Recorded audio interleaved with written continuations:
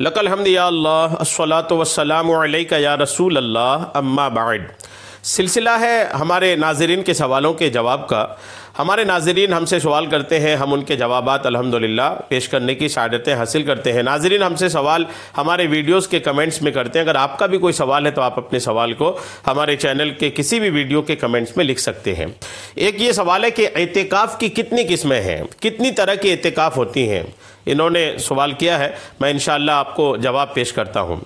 جواب: صدر الشریعہ بدر الطریقہ مفتی امجد علی اعظمی رحمۃ اللہ تعالی علیہ کی مایہ ناز فقہی انسائیکلوپیڈیا کتاب بار شریعت کے جلد 1 کے حصہ 5 کی صفحہ نمبر 1021 جو مکتبۃ المدینہ نے شائع کیا ہے، میں اس سے پیش کرتا ہوں۔ صدر الشریعہ فرماتے ہیں کہ اعتکاف کی 3 قسمیں ہیں۔ فرماتے ہیں اعتکاف کی کتنی قسمیں ہیں؟ 3 قسمیں ہیں۔ نمبر 1 واجب، کہ اعتکاف کی منت مانی، یعنی زبان سے کہا، محض دل میں ارادہ سے واجب نہ ہوگا۔ اگر کسی نے اعتکاف کی منت مانی، مان لیجئے منت مانی کہ میں منت مانتا ہوں کہ میں 10 دن کا اعتکاف کروں گا، تو اگر کوئی اعتکاف کی منت مان لیتا ہے تو پھر ان پر اعتکاف کرنا واجب ہو جاتا ہے۔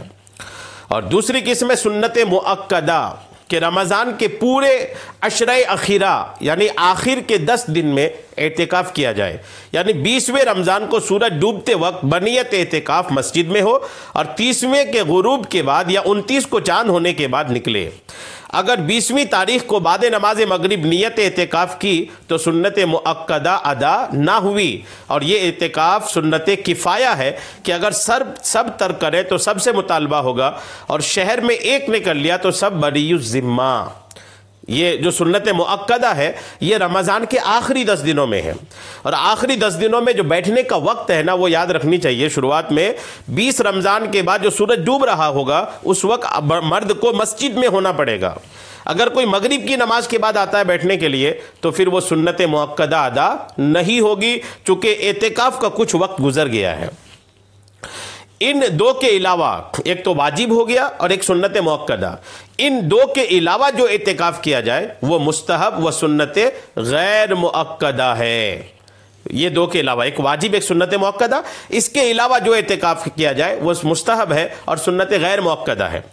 اعتکاف مستحب کے لیے نہ روزہ شرط ہے نہ اس کے لیے کوئی خاص وقت مقرر، بلکہ جب آدمی مسجد میں جائے اعتکاف کی نیت کر لے، اور جب تک مسجد میں ہے وہ اعتکاف کی حالت میں ہوگا، اور جب آ جائے گا مسجد سے تو اعتکاف ختم ہو جائے گا۔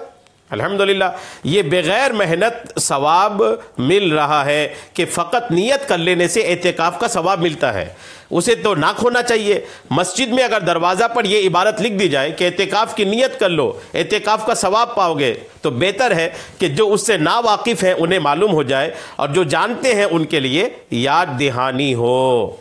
بہرحال تو اعتکاف مستحب آپ جب مسجد میں جائیں، جب جائیں، نماز کے لیے، تلاوت کے لیے، یوں ہی تسبیح کے لیے، اوراد و وظائف کے لیے، جب آپ مسجد میں داخل ہوں اعتکاف کی نیت کر لیں گے تو الحمدللہ آپ کو اعتکاف کا ثواب جب تک مسجد میں ہے نفلی اور مستحب اعتکاف کا ثواب ملتا رہے گا۔